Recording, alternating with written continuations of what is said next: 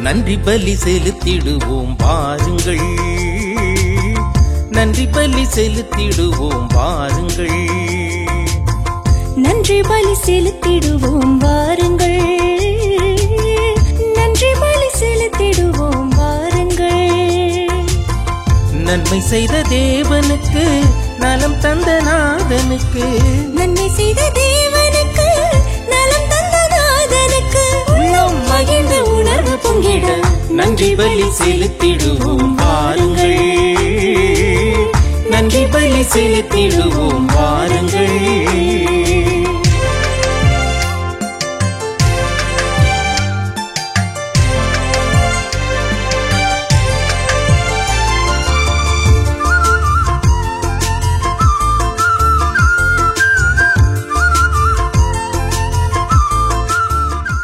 புகழுக்குரிய தூய்மை மிகு நற்கருணைக்கு எல்லா காலமும் ஆராதனையும் புகழும் ஆட்சியும் உண்டாகிறது.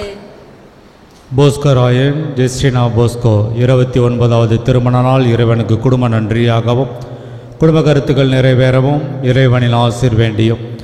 ஜூலியா சந்தனசாமி குடும்ப நன்றியாகவும் குடும்ப கருத்துக்களுக்காகவும் குடும்பத்தில் மரித்த அனைவரின் ஆண்மலை பாற்றிக்காகவும். ஷர்மலி விஜய் ஜேசன் இறைவனுக்கு குடும்ப நன்றியாகவும் குடும்ப கருத்துக்கள் நிறைவேறவும்.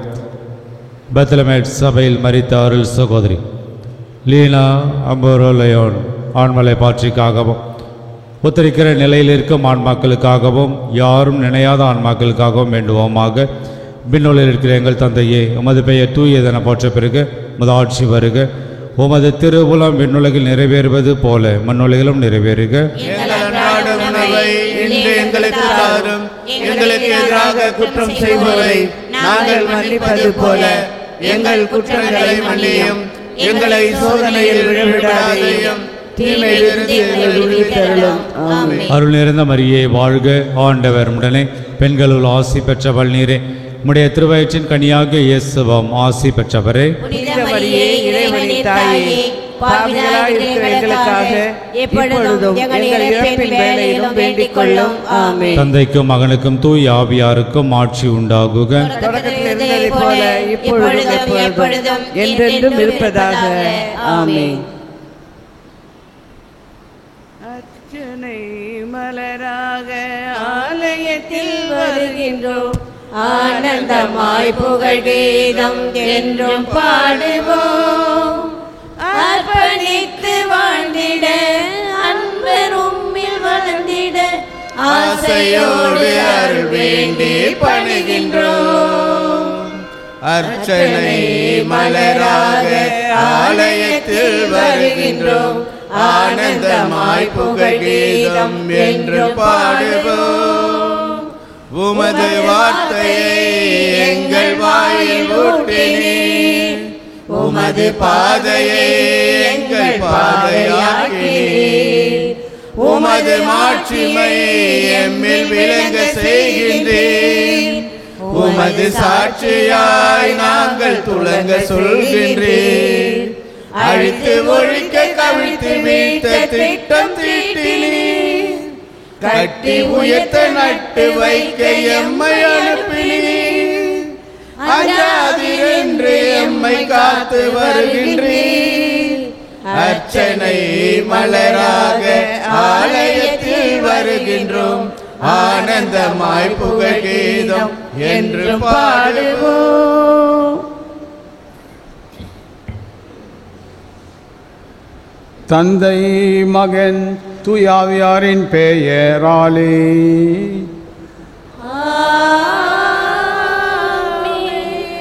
நம் ஆண்டவராகிய இயேசு கிறிஸ்துவின் அருளும் கடவுளின் அன்பும் தூயாவியாரின் நட்புறவும் உங்கள் அனைவரோடும் இருப்பதாக.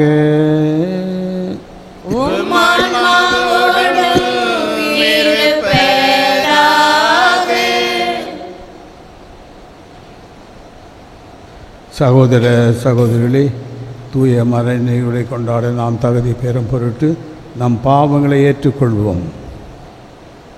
எல்லா வல்ல இறைவனிடமும் சகோதர சகோதரிகளே, உங்களிடமும் நான் பாவிகளை ஏற்றுக்கொள்கிறேன்.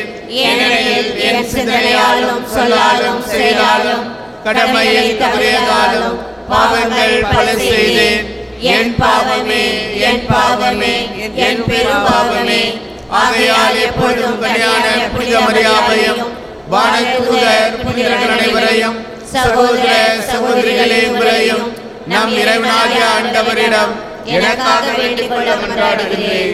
எல்லாம் வல்ல இறைவன் நம் மீது இரக்கம் வைத்து நம் பாவங்களை மன்னித்து நம்மை நிலை வாழ்வுக்கு அழைத்து செல்வாராக. ஆமென். ஆண்டவரே இரக்கமாயிரும். ஆண்டவரே இரக்கமாயிரும். கிறிஸ்துவே இரக்கமாயிரும். கிறிஸ்துவே இரக்கமாயிரும். ஆண்டவரே இரக்கமாயிரும். ஆண்டவரே இரக்கமாயிரும். மன்றாடுவோமாக. ஆண்டவரே, உம்மை நம்பி உம்முடைய அன்பில் நிலைத்திருப்பவர்களை நீர் என்றும் கைவிடுவதில்லை. இவ்வாறு நாங்களும் அது திருப்பெயரை எக்காலத்திலும் போற்றவும் உம்மை அன்பு செய்யவும் எங்களுக்கு அருள்வீராக. உம்மோடு தூயாவின் ஐக்கியத்தில் இறைவனாய் என்றென்றும் வாழ்ந்து ஆட்சி செய்கின்ற எங்கள் ஆண்டவரும் உம் திருமகனுமாகிய இயேசு கிறிஸ்து வழியாக உம்மை மன்றாடுகிறோம்.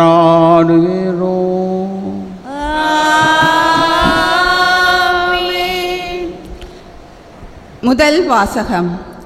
ஆகார் ஆபிராமுக்கு மகன் ஒருவனை பெற்றெடுத்தாள். அவனுக்கு ஆபிராம் இஸ்மாயில் என்று பெயரிட்டார். தொடக்க நூலிலிருந்து வாசகம். அதிகாரம் 16, இறை வசனங்கள் 1 முதல் 12 மற்றும் 15, 16. அந்நாட்களில் ஆபிராமின் மனைவி சாராய்க்கு மகப்பேறு இல்லை. சாராய்க்கு ஆகார் என்ற எகிப்திய பணிப்பெண் ஒருத்தி இருந்தாள். சாராய் ஆபிராமிடம், ஆண்டவர் என்னை பிள்ளை பெறாதபடி செய்துவிட்டார். நீர் என் பணிப்பெண்ணிடம் உறவு கொள்ளும். ஒருவேளை அவள் எனக்காக பிள்ளை பெற்று தரக்கூடும் என்றார். ஆபிராம் சாராயின் சொல்லை கேட்டார். ஆபிராம் கானான் நாட்டில் 10 ஆண்டுகள் வாழ்ந்த பின் அவர் மனைவி சாராய் எகிப்திய பணிப்பெண் ஆகாரை தம் கணவருக்கு மனைவியாக கொடுத்தார். அவர் ஆகாருடன் உறவு கொண்ட பின் அவள் கருவுற்றாள். தான் கருவுற்றிருப்பதை கண்டதும் தன் தலைவியை அவள் ஏளனத்துடன் நோக்கினாள்.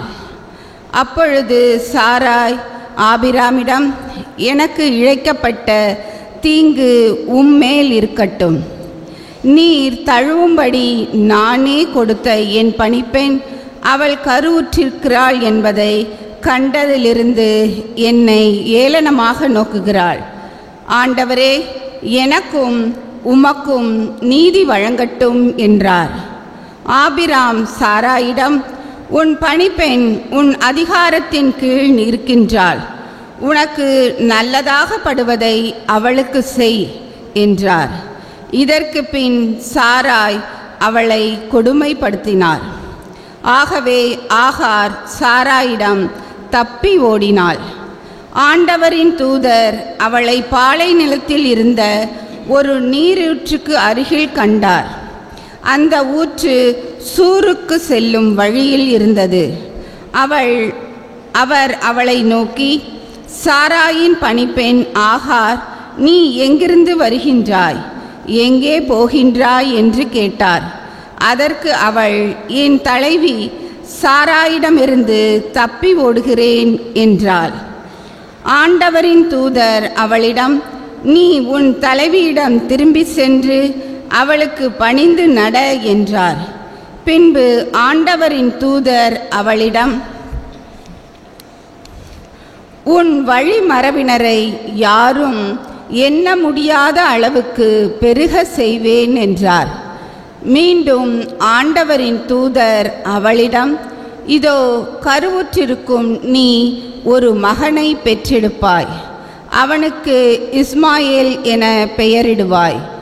ஏனெனில் உன் துயரத்தில் ஆண்டவர் உனக்கு செவிசாய்த்தார். ஆனால் அவன் காட்டு கழுதை போல் வாழ்பவனாக இருப்பான். எல்லாரையும் அவன் எதிர்ப்பான், எல்லாரும் அவனை எதிர்ப்பார்கள். தன் உறவினருக்கு எதிரியாக அவன் வாழ்வான் என்றார்.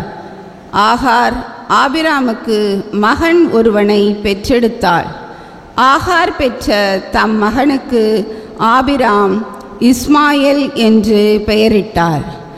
ஆகார் ஆபிராமுக்கு இஸ்மாயேலரை பெற்றெடுத்த பொழுது அவருக்கு வயது 86. ஆண்டவரின் அருள்வாக்கு. திருப்பாடல் 106 இறை வசனங்கள் 1 முதல் 5 முடிய. ஆண்டவர்க்கு நன்றி செலுத்துங்கள், ஏனெனில் அவர் நல்லவர். ஆண்டவர்க்கு நன்றி செலுத்துங்கள், ஏனெனில் அவர் நல்லவர். ஆண்டவருக்கு நன்றி செலுத்துங்கள், ஏனெனில் அவர் நல்லவர். என்றென்றும் உள்ளது அவரது பேரன்பு. ஆண்டவரின் வலிமை மிகு செயல்களை யாரால் இயம்ப இயலும்? அவர் தம் புகழை யாரால் விளம்பக்கூடும்? பல்லவி.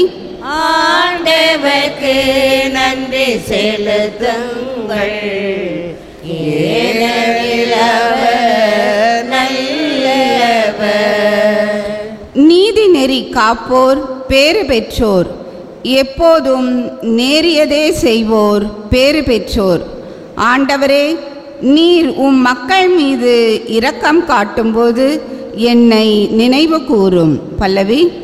ஆண்டவர்க்கு நன்றி செலுத்துங்கள், ஏனெனில் அவர் நல்லவர். அவர்களை நீர் விடுவிக்கும்போது எனக்கும் துணை செய்யும். நீர் தேர்ந்தெடுத்த மக்களின் நல்வாழ்வை நான் காணும்படி செய்யும். உம்முடைய மக்களின் மகிழ்ச்சியில் நானும் பங்கு கொள்ளும்படி செய்யும். அப்போது உமது உரிமை சொத்தான மக்களோடு உம்மை போற்றிட இயலும். பல்லவி.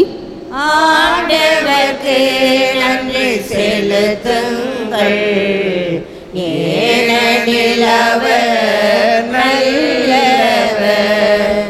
ஆண்டவர்க்கு நன்றி செலுத்துங்கள், ஏனெனில் அவர் நல்லவர்.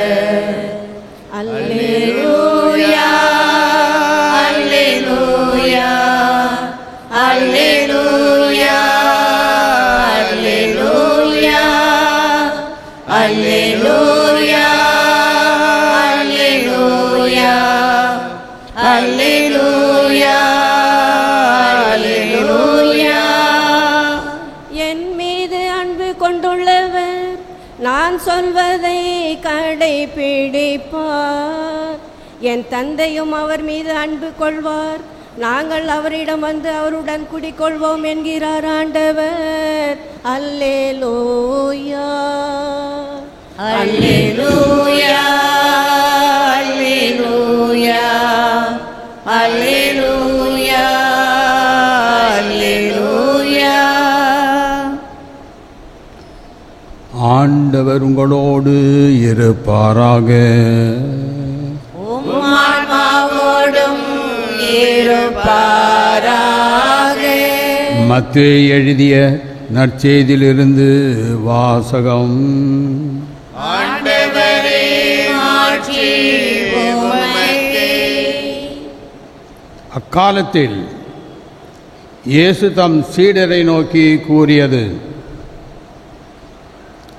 என்னை நோக்கி ஆண்டவரே ஆண்டவரே என சொல்பவரெல்லாம் விண்ணரசுக்குள் செல்வதில்லை, மாறாக விண்ணுலகில் உள்ள என் தந்தையின் திருவுளப்படி செயல்படுபவரே செல்வர். அந்நாளில் பலர் என்னை நோக்கி, ஆண்டவரே ஆண்டவரே, உம் பெயரால் நாங்கள் இறைவாக்கு உரைக்கவில்லையா? உம் பெயரால் பேய்களை ஓட்டவில்லையா? உம் பெயரால் வல்ல செயல்கள் பல செய்யவில்லையா என்பர். அதற்கு நான் அவர்களிடம், உங்களை எனக்கு தெரியவே தெரியாது, நெறிக்கெட்ட செயல்படுபவரே, என்னை விட்டு அகன்று போங்கள் என வெளிப்படையாக அறிவிப்பேன். ஆகவே நான் சொல்லும் இவ்வார்த்தைகளை கேட்டு இவற்றின்படி செயல்படுகிற எவரும் பாறை மீது தன் வீட்டை கட்டிய அறிவாளிக்கு ஒப்பாவார். மழை பெய்தது, ஆறு பெருக்கெடுத்து ஓடியது, பெரும் காற்று வீசியது, அவை அவ்வீட்டின் மேல் மோதியும் அது விழவில்லை, ஏனெனில் பாறையின் மீது அதன் அடித்தளம் இடப்பட்டிருந்தது. நான் சொல்லும் இந்த வார்த்தைகளை கேட்டு இவற்றின்படி செயல்படாத எவரும் மணல் மீது தம் வீடை கட்டிய அறிவிலிக்கு ஒப்பாவார். மழை பெய்தது, பெரும் வெள்ளம் வந்தது, ஓடியது, பெருங்காற்று வீசியது, அவை அவ்வீட்டை தாக்க அது விழுந்தது, இவ்வாறு பேரழிவு நேர்ந்தது. இயேசு வார்த்தைகளை உரையாற்றி முடித்தபோது அவரது போதனையை கேட்ட மக்கள் கூட்டத்தினர் வியப்பில் ஆழ்ந்தனர். ஏனெனில் அவர்கள் மறைஞர் அறிஞரை போலன்றி அதிகாரத்தோடு அவர்களுக்கு அவர் கற்பித்தார். இது கிறிஸ்து வழங்கும் நற்செய்தி.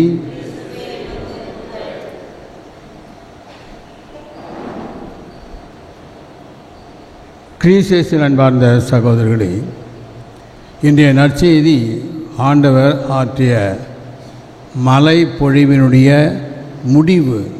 தன்னுடைய மலை பொழிவினுடைய வார்த்தைகளை எல்லாம் சுருக்கமாக கூறுகின்ற இந்த நிகழ்ச்சி அவர் கூறுகின்றது, ஆண்டவரே ஆண்டவரே என்று என்னை பார்த்து கேட்கின்றவர்கள் விண்ணகம் அடைய மாட்டார்கள். அதற்கு மாறாக கடவுளுடைய சித்தத்தை அறிந்து ஏற்று நடக்கின்றவர்கள் மட்டும்தான் விண்ணகத்தை அடைய முடியும். இந்த வார்த்தைகள் ஆண்டவர் சொல்லுகிற பொழுது பரிசேயர், சதுசேயர், சட்ட வல்லுநர்கள் எல்லோரும் பெரும் கூட்டமாக உட்கார்ந்துருக்காங்க. அந்த கூட்டத்தினரிடத்திலே அவர் பேசுகிறார். 2000 ஆண்டுகளாக யூத இனம் வளர்ந்தது, ஞானத்திலும் அறிவாற்றிலும் வளர்ந்தது. இந்த யூதர்கள் எவ்வாறு கடவுளை வழிபட வேண்டும், பிறரை அன்பு செய்ய வேண்டும் என்ற 2 கருத்துக்களை மையமாக கொண்டு 2000 ஆண்டுகளாக வாழ்ந்து வந்த அந்த யூதர்களுக்கு உண்மையான ஞானம் இல்லாமல் போயிட்டது. யூதர்கள் பெரும்பாலும் ஜெபிப்பது பிறர் பார்க்க வேண்டும், பிறர் பாராட்ட வேண்டும், இத்தகைய எண்ணத்தில் தான் ஜெபம் செய்வார்கள். தெருக்கோடியில் நின்று ஜெபிப்பது, மக்கள் பார்க்கிற மாதிரி செய்வது, இது தான் யூதர்களுடைய ஜெபமாக இருந்தது. இதை ஆண்டவர் வெறுக்கின்றார். கடவுள் நம்மிடத்தில் எதிர்பார்ப்பது இத்தகைய வெளி வேடம் அல்ல. அதற்கு மாறாக உள்ளார்ந்த ஒரு ஆழ்ந்த அன்பை தான் எதிர்பார்க்கின்றார். மனிதர்களாகிய நாம் எல்லோரும் கடவுளிடத்தை பிள்ளைகளுக்குரிய உரிமையோடு அன்பு செய்வதை அவர் ஜெபமாக ஏற்றுக்கொள்கின்றார். நம்முடைய வாழ்க்கையை ஜெபம், நம்முடைய அன்றாட வாழ்வு ஒரு சிறந்த ஜெபம். துறவரத்தில் இருக்கின்றார்கள், எல்லோருமே ஜெபிக்கின்றார்கள், ஆனால் வார்த்தைகளை வச்சு ஜெயிப்பது அல்ல. அதற்கு மாறாக இயேசு கிறிஸ்து கூறியது போன்று கடவுளுடைய வார்த்தையை கேட்டு அதன்படி நடக்கின்றவர்கள் தான் ஜெபிக்கின்றார்கள். அதுக்கு சிறந்த உதாரணத்தை கொடுக்கிறார். நான் சொல்கிற வார்த்தைகளை கேட்டு அதன்படி நடக்கின்றவர்கள் பாறையின் மீது வீட்டை கட்டிய அறிவாளிக்கு ஒப்பாவார்கள். தங்களுடைய வாழ்க்கையை விசுவாசம் என்ற அடிப்படையிலே அமைத்து கொள்கின்ற பொழுது அசைக்க முடியாத வாழ்க்கை அமைகின்றது. அதற்கு மாறாக வெளிவேடம் நிறைந்தவதாக நம்முடைய வாழ்க்கை அமையுமானால் மணல் மீது கட்டிய வீடாகும். காற்றடித்தது, வெள்ளம் வந்தது, மோதியது, விழுந்தது. ஆனால் நம்முடைய வாழ்க்கை அப்படி இல்லாமல் பாறையின் மீது கட்டப்பட்ட விசுவாசம் நிறைந்த இறைப்பற்றுடைய மனித அபிமானம் நிறைந்த ஒரு வாழ்க்கை, அசைக்க முடியாத ஒரு வாழ்க்கை. அதைத்தான் இந்த பலிப்பூசிலே நாம் கொண்டாடுகின்றோம்.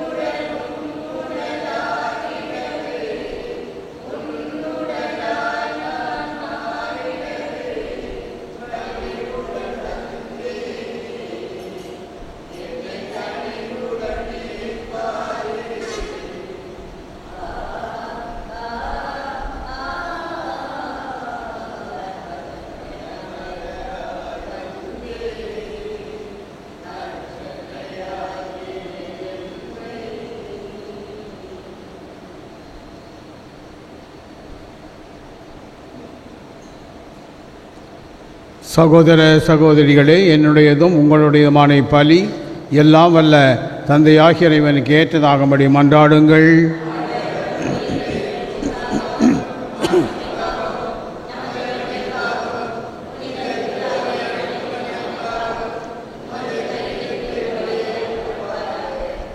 ஆண்டவரே, எங்களை உம்மோடு ஒப்புரவாக்கமே புகழ்ச்சி பலியை ஏற்றருளும்.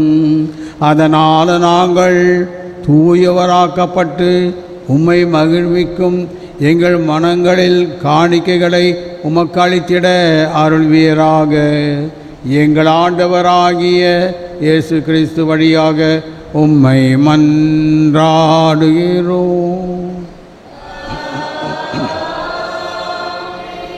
ஆண்டவர் உங்களோடு இருப்பாராக.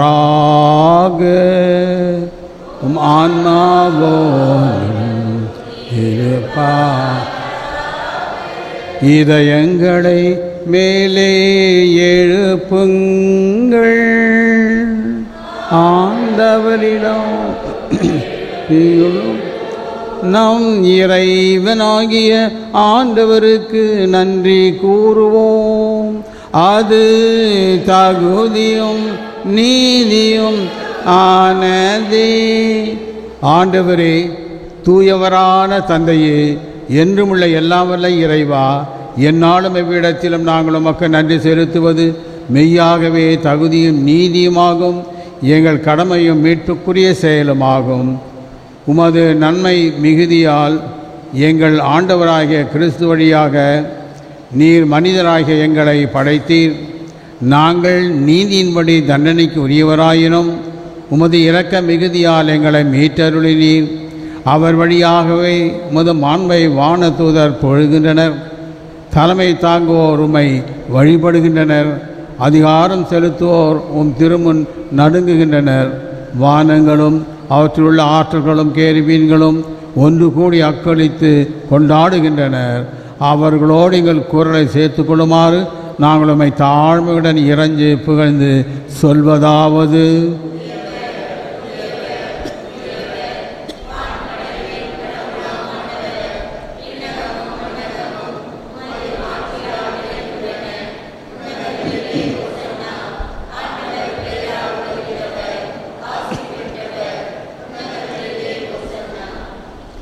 ஆண்டவரே, நீர் மெய்யாகவே தூயவர், தூய்மை அனைத்திற்கும் ஊற்று. ஆகவே உம்முடைய ஆவியை பொழிந்து இக்காணிக்கைகளை தூய்மைப்படுத்த உம்மை வேண்டுகின்றோம். இவ்வாறு எங்கள் ஆண்டவர் இயேசு கிறிஸ்துவின் உடலும் இரத்தமுமாக எங்களுக்கு இவை மாறுவனவாக. அவர் பாடுபட உளம் கழிந்து தம்மை கையளித்த போது அப்பத்தை எடுத்து நன்றி செலுத்தி அதை பிட்டு தம் சீடர்களுக்கு அளித்து அவர் கூறியதாவது: அனைவரும் இதிலிருந்து பெற்று உண்ணுங்கள். ஏனெனில் இது உங்களுக்காக கையளிக்கப்படும் என் உடல்.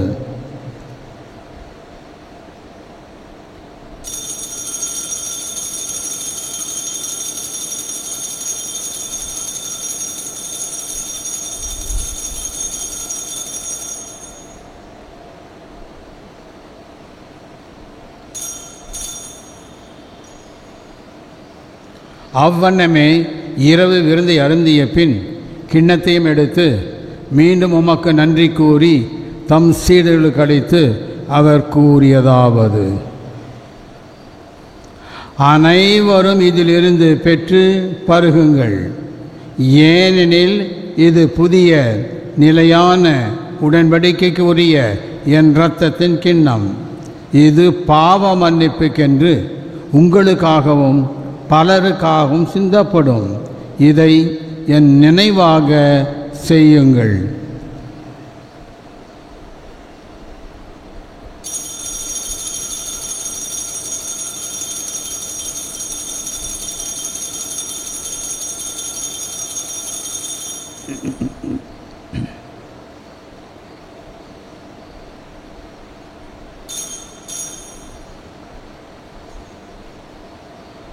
நம்பிக்கையின் மறைபொருள்.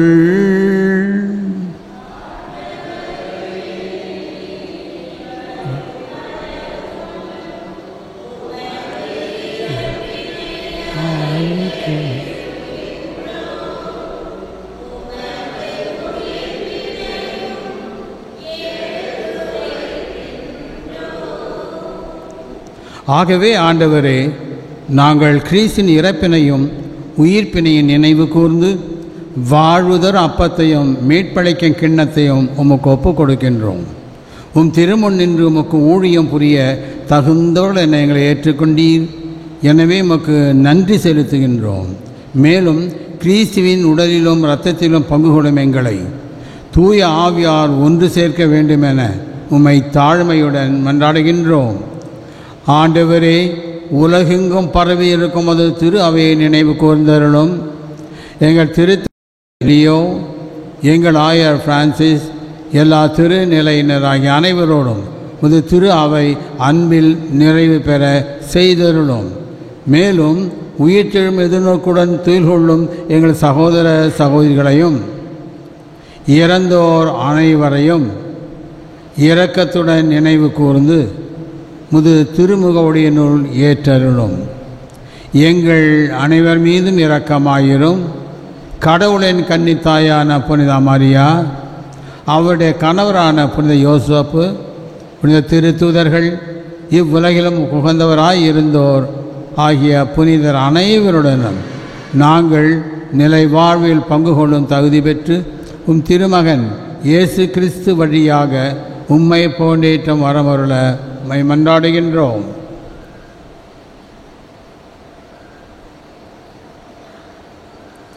இவர் வழியாக இவரோடு இவரில் எல்லாம் வல்ல இறைவனாகிய தந்தையே, தூய ஆவியின் ஒன்றிப்பில் எல்லா புகழும் மாட்சியும் என்றென்றும் உமக்கு உரியதே. மீட்பரின் கட்டளையால் கற்பிக்கப்பட்டு இறை படிப்பினையால் பயிற்சி பெற்ற நாம் துணிந்து சொல்வோம்.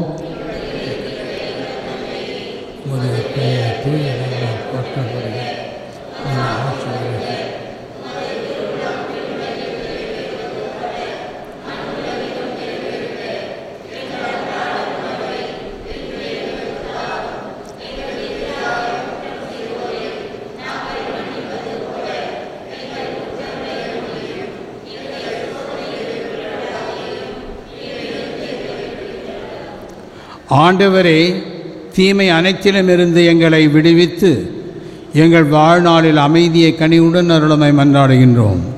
உமது இரக்கத்தின் உதவியால் நாங்கள் பாவத்திலிருந்து எப்பொழுதும் விடுதலை பெற்று யாதொரு கலக்கமுமின்றி நலமாயிருப்போமாக.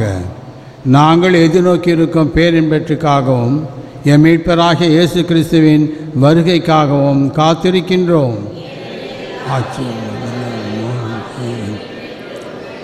ஆண்டவரே, இயேசு கிறிஸ்துவே, அமைதி உங்களுக்கு விட்டு செல்கின்றேன், என் அமைதியே உங்களுக்கு அளிக்கிறேன் என்று உம் திருத்தூதருக்கு மொழிந்தீரே. எங்கள் பாவங்களை பாராமல் முது திரு அவை நம்பிக்கை கண்ணோக்கி முது திருவுளத்திற்கு ஏற்ப அதற்கு அமைதியும் ஒற்றுமை அளித்தல்வீராக. என்றென்றும் வாழ்ந்து ஆட்சி செய்கின்றவர் நீரே. ஆண்டவருடைய அமைதி உங்களோடு என்றும் இருப்பதாக. ஒருவர் ஒருவருக்கு அமைதியை பகிர்ந்து கொள்வோம்.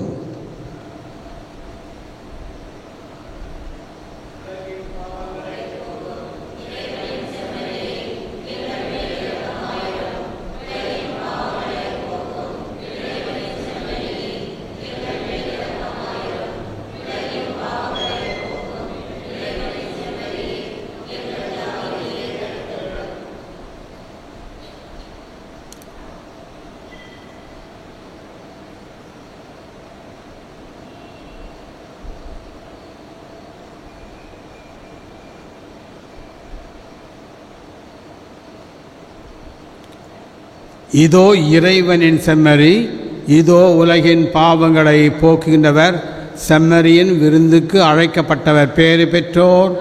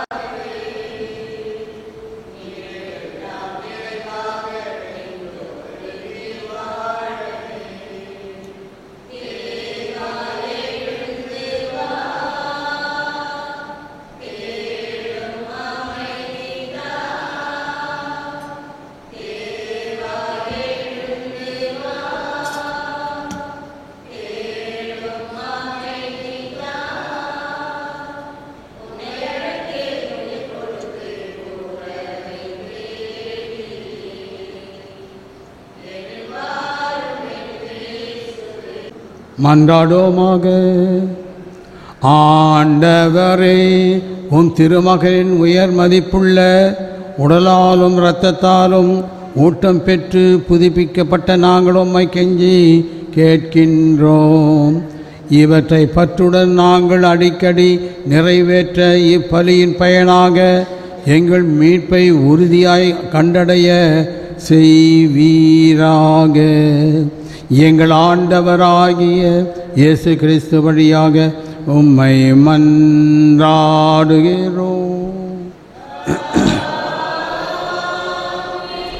ஆண்டவர் உங்களோடு இருப்பாராக.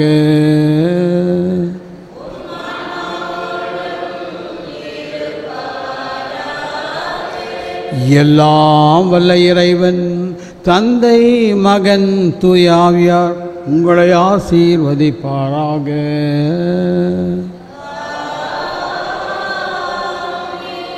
சென்று வாழுங்கள். திருப்பலி நிறைவேறிற்று.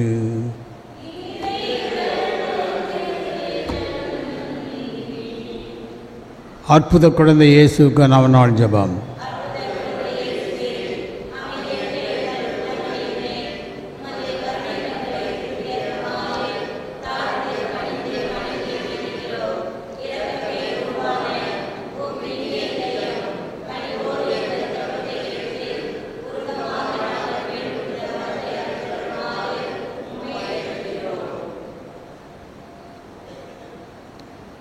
எங்களை வாட்டி வதைக்கும்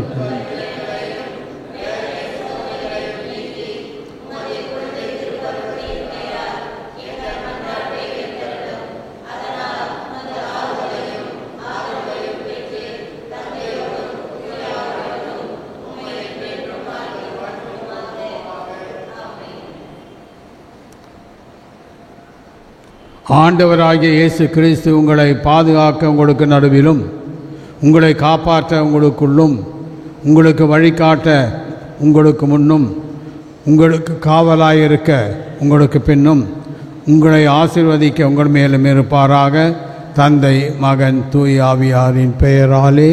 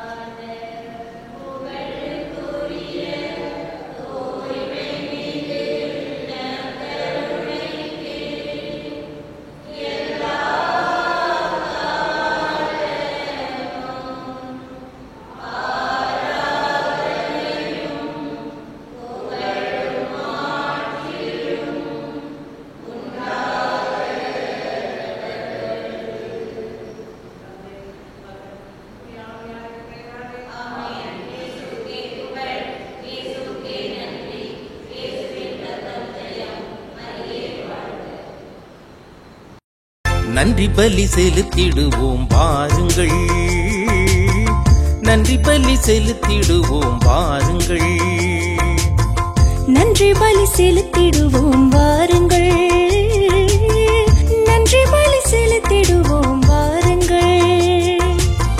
நன்மை செய்த தேவனுக்கு, நலம் தந்த நாதனுக்கு, நன்மை செய்த தேவனுக்கு, நலம் தந்த நாதனுக்கு, உள்ளம் மகிழ்ந்த உணர்வு பொங்கிட நன்றி பலி செலுத்திடுவோம் வாருங்கள், நன்றி பலி செலுத்திடுவோம் வாருங்கள்.